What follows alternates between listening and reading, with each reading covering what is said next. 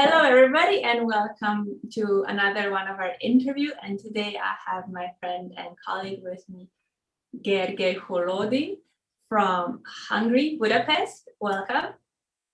Hello. He's an incredible man. He does many things, but among them, he's an aromatherapist, he's a massage therapist, he is an educator.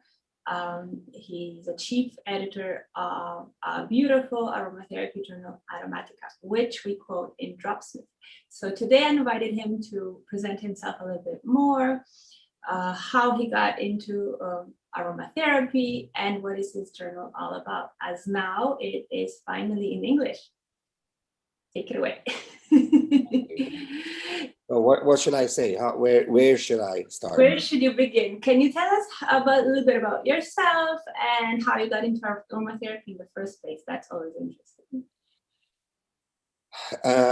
The first time I got into aromatherapy, as with actually studying aromatherapy, was back in 2007 when I lived in the US because of my ex-wife and my two kids. We went to Seattle for a couple of years, and I actually worked in advertising for 12 years before that, and sort of like gave up my career in that because I don't know, I felt some kind of change is needed or was needed. So by the time we went to the US, I already signed up for Jay Schutz's school for aromatherapy. And I started working actually in advertising when we landed in the US, not for long. And I said, like, I had a good decision. So for probably like 2.5 months. And I signed up for a massage school in Seattle, which is, I think, one of the best massage schools in the US. Called now it's called Cortiva Institute. Before it was called the Heide Brennecke School of Massage. And then this is where I started. And then I did my foundations. Then I did my master apprenticeship. That's what Jade called it. Now it's called Aromatic Scholars. So like a master class. So it's like the 101, 201 education. And started working as a massage therapist. Then I returned to Hungary with my family and did the course for teaching with Jade, and then I started teaching sort of like headquarters in Hungary for the school. So I'm an instructor to the school now, and have been the last it's like 14 years almost, or like 12, actually 13 years. Yes, it goes. This is how I got into aromatherapy. Pardon? It goes by very fast. Yeah, and then I started in 2013. I talked to one of my former students, who is now the editor of the journal, Gabriella, and I said, like, we didn't have a journal like that, and I knew that there were journals in the U.S. I knew about the different associations like NAHA and AIA in the US. Obviously, I was a member by the time when I was in the US. Then when I returned, there are two other major organizations, the IFPA and the IFA. And then I thought that, well, we don't have a journal in Hungary about aromatherapy. So this is how I talked to this former student of mine. And I said, like, actually, she's a journalist. Oh, and yeah, so I said, like, well, do you fancy like starting a journal like that? And she said, oh my God, this is absolutely my dream. This was absolutely my dream to have, to write for a magazine or to actually be the editor of a magazine which covers like aromatherapy, essential oils, all sorts of herbalism, any kind of natural therapies. And this is how we started. And the first 2 years, we put it on our, so the aim, I told her that, it's an absolute novelty. I don't know if people want to pay for this. So we decided that we run the magazine for 2 years, pro bono. That means, like, we didn't earn any money. It was just the time that we put in, and each issue, which is, it's a quarterly magazine, each issue takes about 400 hours for each of us, each quarter. So it's a lot of work. Then we had some other people to join, doing proofreading voluntarily. And after 2 years, because we didn't have an aromatherapy association in Hungary, so I talked to my former students and I said, like, how about establishing an aromatherapy association? And so there was the first 16 brave men and women, and then we started the association, which actually ceased operating last December, unfortunately. I was the first president, so I did my first term, and we did a lot of things, and unfortunately, I don't know, life has just worked like this, that, the association closed under the presidency of another Hungarian woman. So ever since then, after 2 years, when we had the association, we said we could just, how about now we start trying to sell this magazine. And then so we went for pay option, and we offered the association to have the journal as the own journal of the association. So that's the official journal of the Hungarian Aromatherapy Association. And in 2020, last year, I was talking to my friend Elizabeth Ashley, who you also know, right? The secret healer. And Elizabeth was pumping me for like a couple of years, because she's a regular columnist. And she said, like, Gergely, you actually have to put this magazine in English. And we had so many different requests from around the world, like from the US, from the UK, and many other parts of the world, asking whether our magazine is in English or available in English. So last year, we had the pandemic. Let's fortunately say that, right? And in May, I was talking to Elizabeth one day, and she said, Gergely, now this is time that you launch the magazine in English, because a lot of people are at home and they, spend a lot of time on their computers. And so let them know that you have this journal. So we started publishing in 2020, August. That was the first issue in English. And I read some of your articles that you started with, and it was very helpful for the time. Another thing I would like to point out is that there, as you said, there are different journals of aromatherapy around the world, but each one is quite important and different. So I find yours very beautiful, first of all, but yours is in PDF. So we just talked about that, how that is very convenient at this time. And in general, I liked how you said that one of the reasons you chose to be only in PDF is because you would like to be more ecological and save trees. So I really like to mention that. Yeah, that was a very, I think that was a very important point when we decided how to come out with the magazine for the first time. And because we didn't have money, we didn't have the resources. And so we said, like, printing is very expensive. And then we were thinking that, why you need printing in this digital age so much? You can use the PDF, which you can always print out yourself if you want. Now, the magazine is actually, because we were talking about the different magazines, and I was trying to find a niche for ourselves. Yes, like there's not so many magazines, in fact.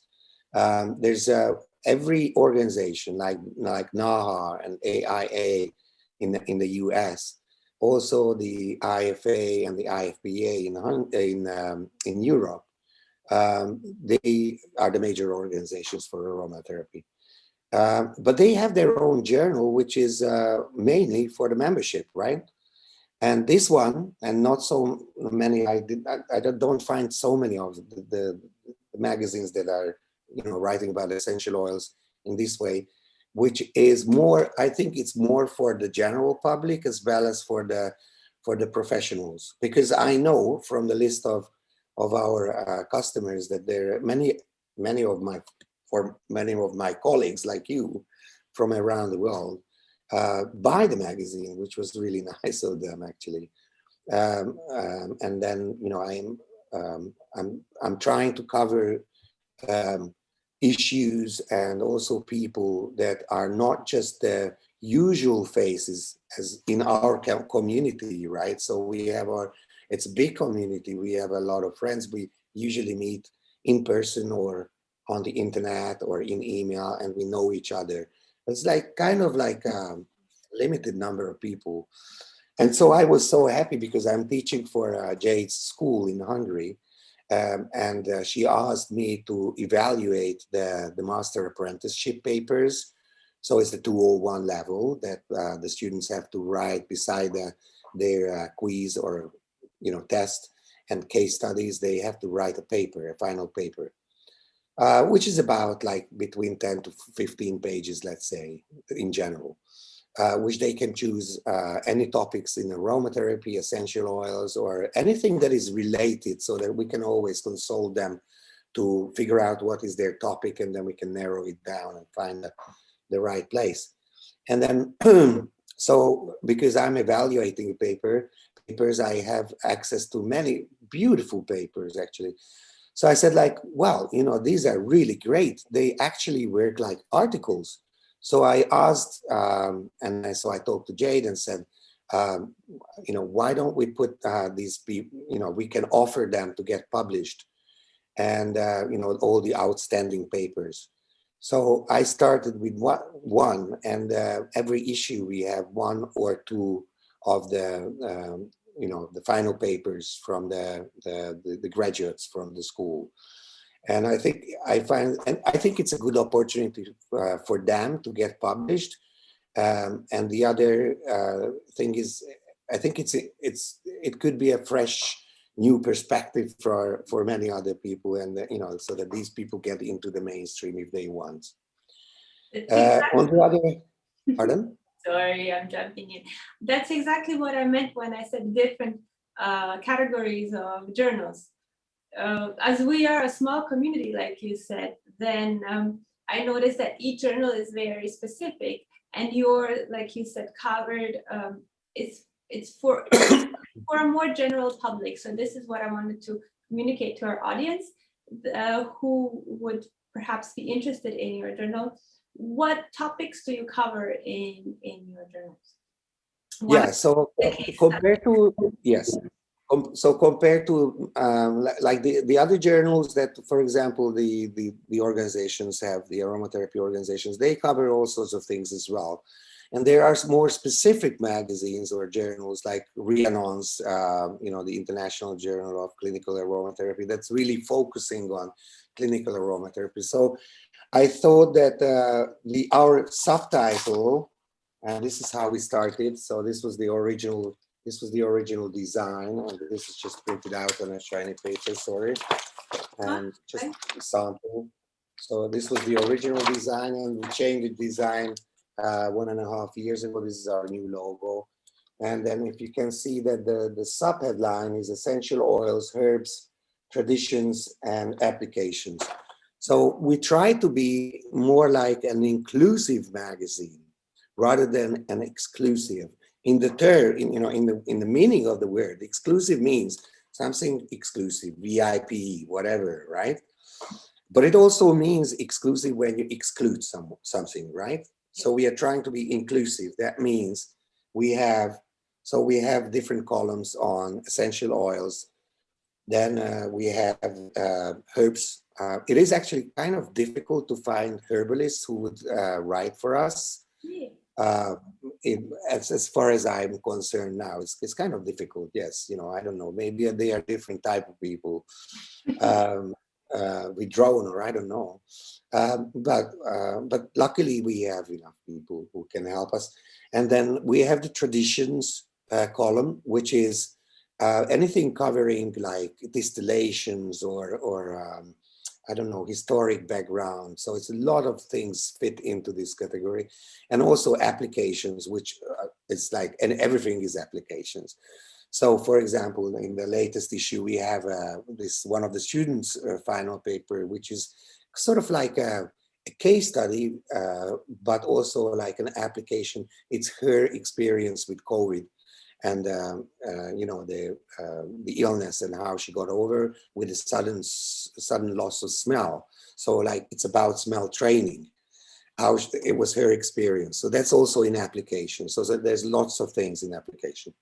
That's what I think your journal. And also there's there's also one column which is called the seventh sense, which is more on the, let's say, the emotional, spiritual side. Then also sometimes we have the aesthetics when I'm trying to interview or get beautiful articles from perfumers, mainly botanical perfumers. I think it's really interesting, their point of view. And also there's in the new section, which we had in the Hungarian edition, but we just started in the last issue, which is we call the Aroma Kitchen. So this is something that, you know, is good, absolutely fantastic recipes with using essential oils, also edible flowers. I think it's something that a lot of women find very interesting. And also we have sometimes we have the bookshelf that then if there's a new book coming out on aromatherapy or herbalism or natural therapies, then we cover that. The next one I'm behind with is modern cosmetics. I still have to do it in the next issue, a review. And also there's a phyto-aroma news column, which a great friend of ours, a very, very great phytotherapist in Hungary, he writes summaries for research in not necessarily aromatherapy papers, but also so scientific topics, which they use. Sometimes they use essential oils or herbs or dietary issues, or yeah. In general, these are the main columns. So plenty. Luckily, you really have some time to read in between because there's so many topics to cover. Yeah, well, it's promised. It's over 100 pages. Wow. So sometimes 102, sometimes 138. So it depends on the articles we have, how many articles we have for one issue. So good thing it is in PDF, because then you can search for the topic that you need at the moment. And what I noticed with the ones I read now in English is you have a lot of practical information. So it might be for people who don't know how to apply aromatherapy yet. And I know that you also include a lot of people who distill, so they get a little bit of feeling of that. I noticed that people who use aromatherapy at the beginning don't even, can't even imagine the process and how much plant material goes into this. And that's one of the things you also share. It's really beautiful, the journal, from the view to the content. Yeah, we saw it's a combination of good reading with the visual combination, you know, combined with the visual aesthetic, I don't know, experience, because we use a lot of pictures. And we also try to put in articles which are related or by a Hungarian author, because I want other people that know that there are people in Hungary who deal with herbs and distillation. We have great friends and good stories. So yeah, in general. And one of our and she's part of the editorial team is Ildiko Beretz. I'm sure that you know Ildiko, or right? Yeah. She lives in Crete. Yes, yeah, she lives in Crete, and she is our Cretan, how do you say, like Cretan or Croatian correspondent. So in every issue, she writes about her experience with the aromatic world. It's a nice thing. It's a really nice thing. Yes, it's nice to support each other.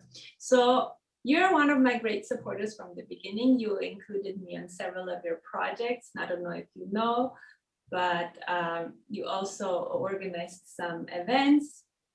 So I always ask people at the end, near the end of our conversation, how did you find out about me and Dropsmith and decided to support me on my journey? You just published another article about us, so thank you publicly. Always a pleasure, because I think Dropsmith is a really useful tool, especially for, because you say that actually the article is called a useful tool for teachers, right? But it's not only for teachers. For teachers, it's really great, but it's also great for, I think, for students who are learning aromatherapy, so that they can see the differences between, the composition of different essential oils and all the wonderful features of the Dropsmith application. And also, I think it could be really useful for formulators, right? So when I actually met you in Brighton, if you remember, Yes, at the Botanica conference, and then you had a small table with all these little papers and cards to share out, and it's like, what is this? And so this is how we met, right? And I said, like, well, it's great. And because that time I organized 2 conferences in Hungary, and I didn't have my t-shirt on because I didn't want to be too direct. It's called Drops, the Drops Aromatherapy Conference, and we had it in 2017 and 19, and we were supposed to do it this year, but because of this whole pandemic situation, travel is restricted, and we didn't want to do the digital version like the Botanica happened last year. So we are planning for, hopefully for next year, when restrictions are fewer and then people are more keen on traveling again. So I'm saving for that. I'm saving it for that. And then I actually invited you to the conference, right? yes. And then you were presenting in the US. That's why you couldn't come. It was a tough decision. Right. Yeah, I mean, like, obviously you needed to do that. And then we had our friend Jana, right, from Historia Botanica, or now it's called Bonistra. And she came and she represented you at the conference. And not only her, I got a lovely Nina Kocheva, the professor, to step in for the lecture. Yeah, she had a great lecture in Budapest, and she's she's one of the co-authors of the modern cosmetics book. I'm looking up because there's my bookshelf, and that's where. So I got you covered. I covered very well my absence, maybe even better. And I was hoping to come next year, but this year actually, because just your conference is wonderful and Budapest is so tempting. So next time you come, you definitely have to be here, and then you have to spend time and then enjoy the food and go to the baths, because we have many baths. Great baths. I'm publicly accepting your offer right now. Great. Okay. So, not to keep our audience too busy, we can share where they can find your journal. I think it's wonderful. And as you said, for all audiences, whether they're beginners or long decades of practicing, there's always some new things to learn. You're very current, what I follow. So that's another thing, because aromatherapy is going so fast and it's hard to keep up, and you do that very well. So we're gonna share your links, and thank you very much. Yep. Do you have any closing words you would like to share? Thank you for interviewing me, and unfortunately we cannot do it sitting on the Slovenian seaside at the restaurant. That would be much nicer. Next time we'll do it. So thanks for letting me introduce the magazine. Yes, great. So thank you everybody for watching, and check out all the links and the journal. Bye everyone. Bye.